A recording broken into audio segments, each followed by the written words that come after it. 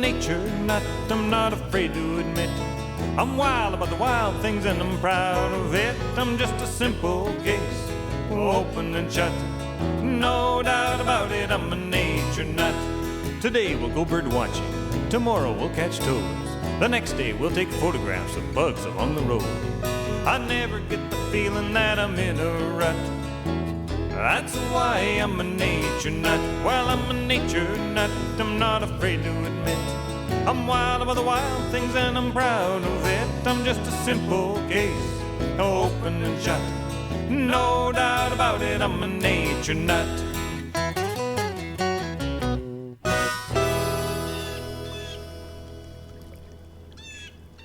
Well, hello there, nature nuts.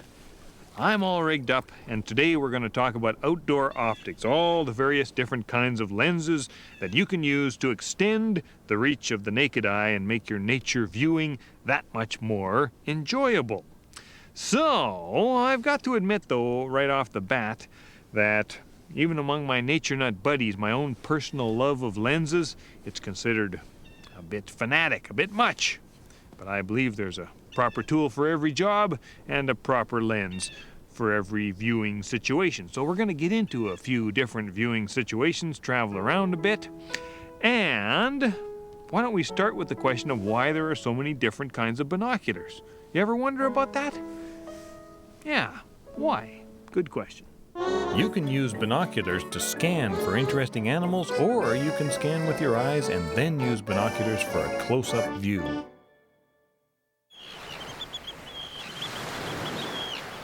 Well, let's say you're going to go out and get yourself a pair of binoculars, and the question you're asking is, what sort of binoculars should I buy?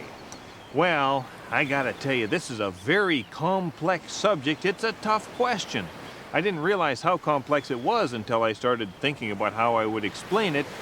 So I think what I'm going to do is I'm just going to tell you my own history, the sorts of binoculars that I've used over the last however many years I've been using binoculars. I started, the first binoculars I bought, they were a compact pair. Much like these are much nicer than the ones I bought. I think I spent about $100 on my first pair, and I really liked them. I figured, hey, they are 7-power binoculars. They make things look 7 times bigger, but they're small, they're lightweight, and they're easy to carry around. So why pay for a full-size pair of binoculars when you can have a small one that does exactly the same thing? And they served me very well for many years until I noticed that they were a bit dimmer than they could be, especially near sunset and sunrise, and they didn't have the same resolution as other people's binoculars. In other words, you couldn't see all the fine details. So then I thought, well, why don't I buy a pair of regular poro prism binoculars? What I mean by poro prism is the design, a wide design, sort of M-shaped, and it's a kind of classic looking pair of binoculars. So I bought myself some 8-power poro prism binoculars, nice ones. I paid somewhere between $300 and $400 for these, and the view through these binoculars is just so much brighter, and there's wonderful resolution of fine detail. I am still very, very happy with these binoculars. But then I realized, hey, this is my life, this is my career. I spend all my time watching birds and animals and using binoculars. Why don't I pick up the best binoculars that money can buy? And that's when I switched to a roof prism design. It's a more compact design, and the best roof prism binoculars are absolutely spectacular, beautifully engineered. They'll cost you more than $1,000, but if you spend a lot of time looking through them, it's worth the extra money because everything is just so crisp and so beautiful. I chose a 10-power model. Perfectly happy with these. But I'll tell you, it's so complex that you'll find that reason is replaced by folklore most of the time, and if you talk to enough people, you'll get any number of completely different conflicting opinions. The only way to choose a pair of binoculars is to look through them and pay attention and become sensitive to what the differences are, and then you look in your wallet, you figure out how much money you've got, and you make your choice. All I can say is good luck.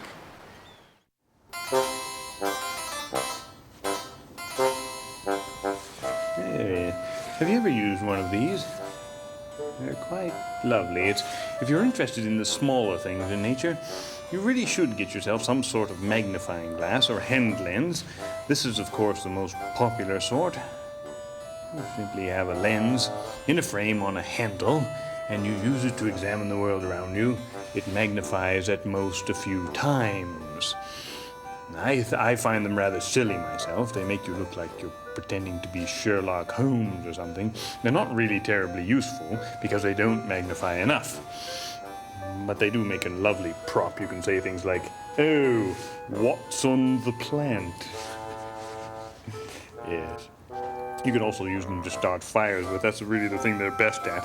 Focus the rays of the sun. I guess it's not going to happen. I thought I'd start my jacket on fire. A bit of a joke there, but I guess it's not quite sunny enough out. You can also use them to see what people look like upside down. So that's quite fun. But what you really need, the true naturalist, the true connoisseur of the small things, will pick up one of these. It's a 10 power hand lens, and with these you can actually see some detail. Now let's return to our subject. Let's look at this. There's a caterpillar over here. And if you have one of these lenses, don't simply hold it out here next to the caterpillar and expect to see anything. You've got to get the lens right up to your eye, and then get your eye down by the caterpillar, and then you'll see some detail. Excuse me for a moment. Oh, lovely. Oh my goodness, look at that fake eyeball. Look at those little green bits and that totally bird poopy look to it. It's lovely. I mean, it's an entire little world that you can explore with these things. Of course, the problem is there are not a lot of things in nature that you don't want that close to your eye, like hornets and spitting cobras and things like that. So you really, really should be a bit more careful. And the good thing about these is even if you spend all day, it's very difficult to start a fire. They're simply not big enough. Oh, pardon me. I think the ape man is at the south door.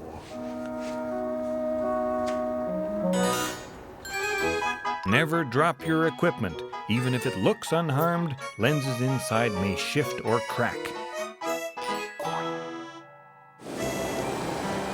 Now I want to tell you how to get around the two biggest problems with using binoculars. The first one is you take most pair of binoculars out on a day like today, they're going to get wet and they're going to fog up inside. Sometimes they'll even start getting mildewy, and you don't want that. But the solution is very simple. You just buy a pair of waterproof binoculars, and it's kind of hard to see through them when they're soaking wet, but at least I don't have to worry about an expensive repair bill.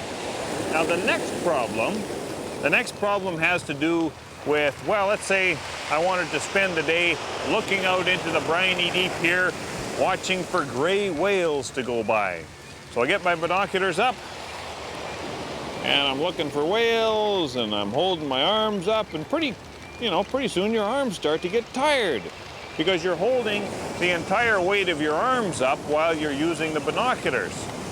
The solution to that is to get yourself a monopod, and this monopod has an attachment on it that will clamp onto my binoculars, and there are various different ways of attaching binoculars to a monopod, and then you can just hold the monopod down low and gaze out at the briny deep, watching for whales. Whoa, look at that. There's a red-throated loon. Beautiful. Oh, here comes the beautiful glaucous-winged gull. You know, I've been out whale watching many times when we didn't see any whales, but I got some joy out of the gulls. People made fun of me, but I was the only one who had a good day. Oh, and here comes a seal. It's not quite a whale, but it's very close. Close enough for today. The briny deep. There be whales in the briny deep, but there be no whales here. No siree. The most important lenses you own are the ones in your eyes. Treat them with extra special care and respect.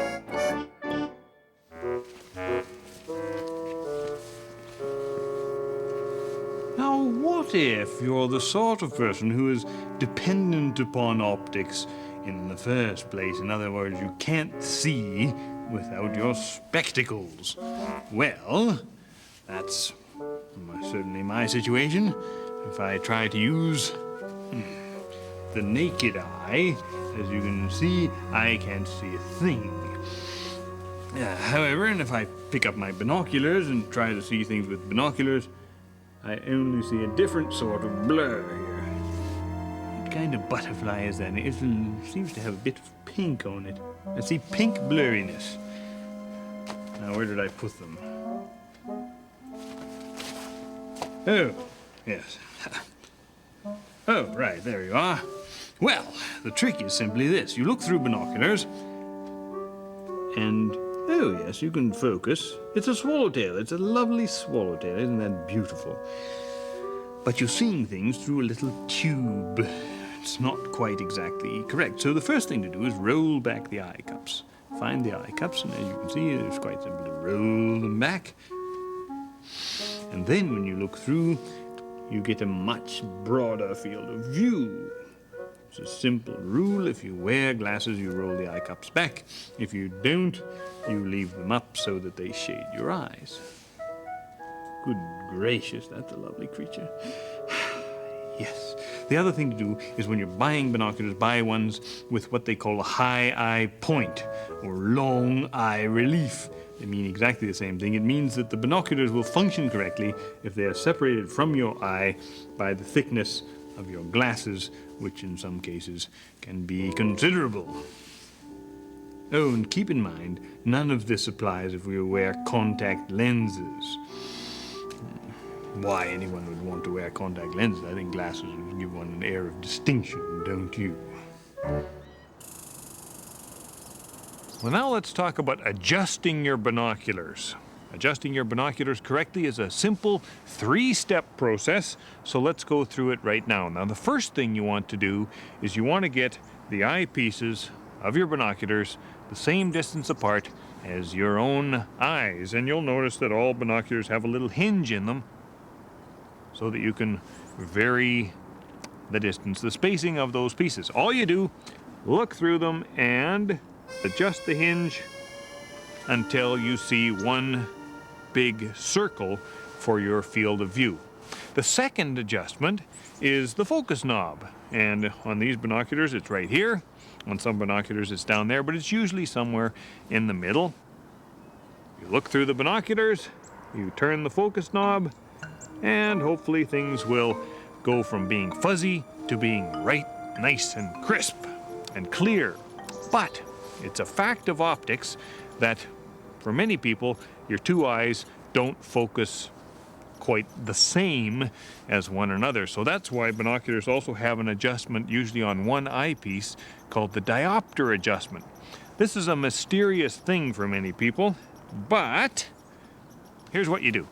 You pick an object that's some distance away that doesn't move, and you have a look at it, and when you're doing that, cover the front lens of the side of the binocular that does have the diopter adjustment. We don't want to bother with that adjustable one yet, and focus with the focus knob.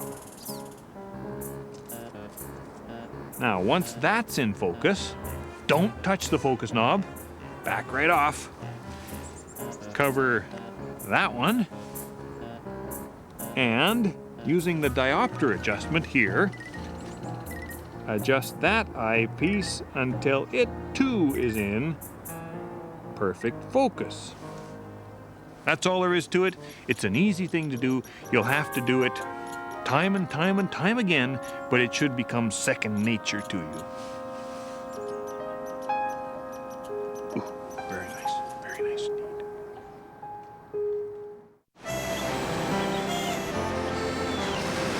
You know, there are some times when the birds or whatever, they're just going to be so far away that even your binoculars are not going to be good enough. That's when you need to get yourself a spotting scope. This one gives me a range from 20 to 60 power magnification, so that's 6 times bigger an image than my binoculars will give me. Very cool. The only problem with spotting scopes is you use them for a couple of hours and one of your eyes has been focusing through the scope and the other eye's been squinting, and you get kind of woozy. So, here's a couple of tips to deal with the wooziness. Hold on a sec here. Oyster catchers. Beautiful birds. A friend of mine says they look like a crow smoking a carrot. Oh, nice. This is just a piece of foam rubber. I cut it out of a computer mouse pad, and if you put that over the eyepiece of your scope,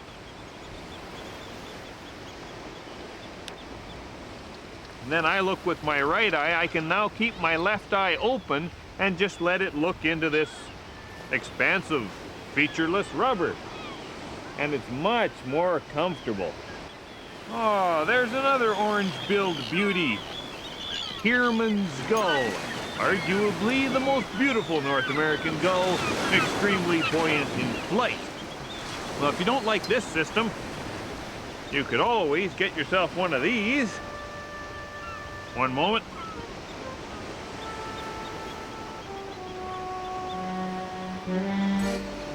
There. But I'll tell you, after a little while with the eye patch and the telescope, you're gonna start talking like a pirate, I guarantee it. Avast! She's a pelican. Arr!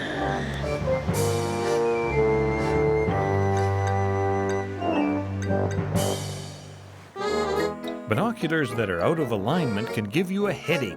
It's worth the money to have them repaired.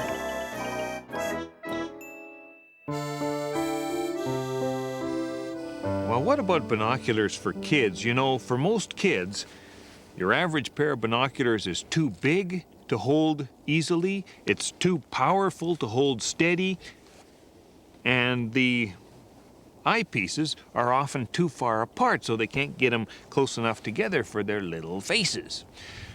I asked my friend Mike Sullivan. He likes to go out looking at birds and animals with his daughter Sierra, and he had a few hints for me. He said that the first thing that he does is to set up binoculars on a tripod and then focus them himself, and then she can see through the tripod what they're looking at. And that way you get the idea of how to look through binoculars. Then, what you want to do is get yourself a good pair of binoculars that are made specifically for kids. Bushnell makes a superb pair. In fact, they're the best pair I've seen for kids, called the Power Views. It's a 4-power binocular, so it's easy to hold steady, and they're made from glass instead of plastic, so the image is nice and crisp. So, if you do those things, then I think you'll find that the kids in your life will get a lot more out of their nature viewing than they would if they had to tackle one of these big, fully adult binoculars. Hey, coyote, cool.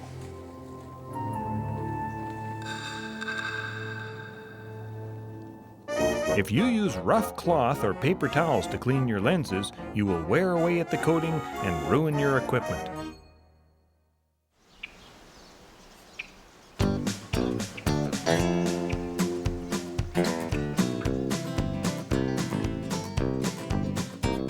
I looked out the window one fine fall day, turned to myself and I said, well, hey, I think I'll try something new and become a bird watcher. So I went to the store and I bought some glass binoculars, you know, real high class, a book of CD and a whole bunch of nerdy looking clothes.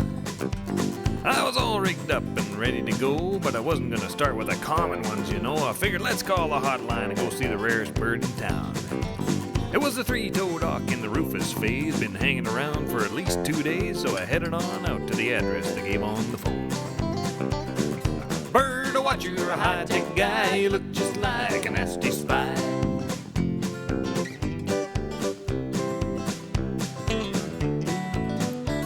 Well, I stopped on the way just to try it out. By the side of the road, I stopped the car about the same time a patrol car was around in the bend.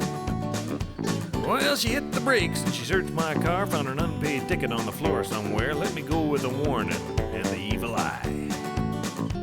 So I headed her down to the rare bird place, tried to be discreet, didn't show my face, found myself staring right into the window on the second floor. Well, I was no rare bird, no sir. Instead, it was the lady of the house getting ready for bed. With a phone to her ear, she reported a peeping Tom, and I was gone. Bird watcher, you're a high-tech guy. You look just like an nasty spy.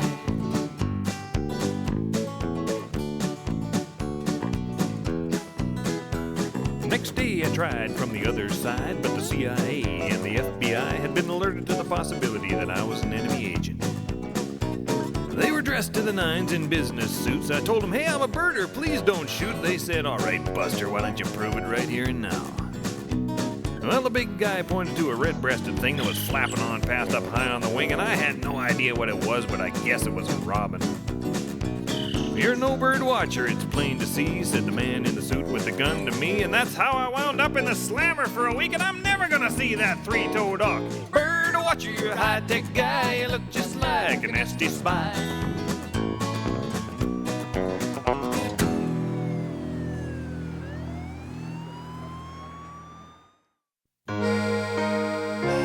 I've got one more thing to share with you.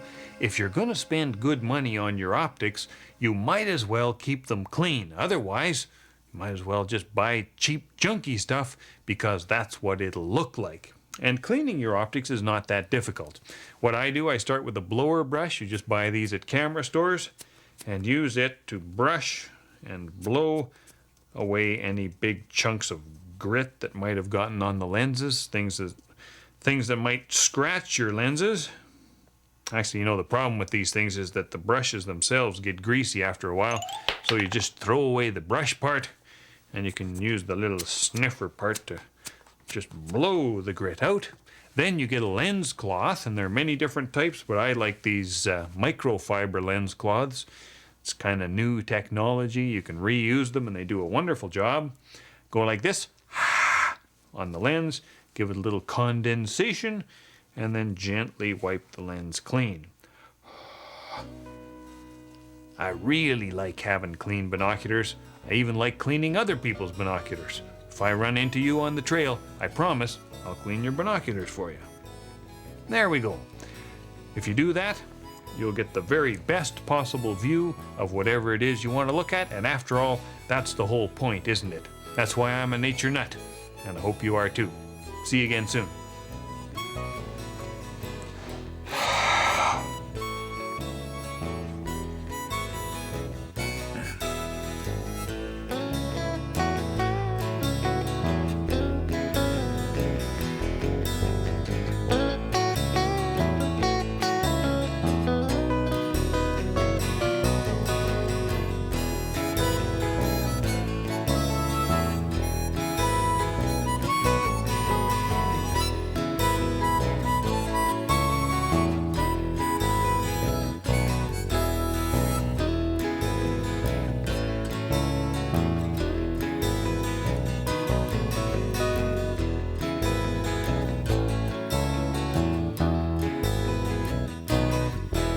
Same time each and every week, uncensored and uncut.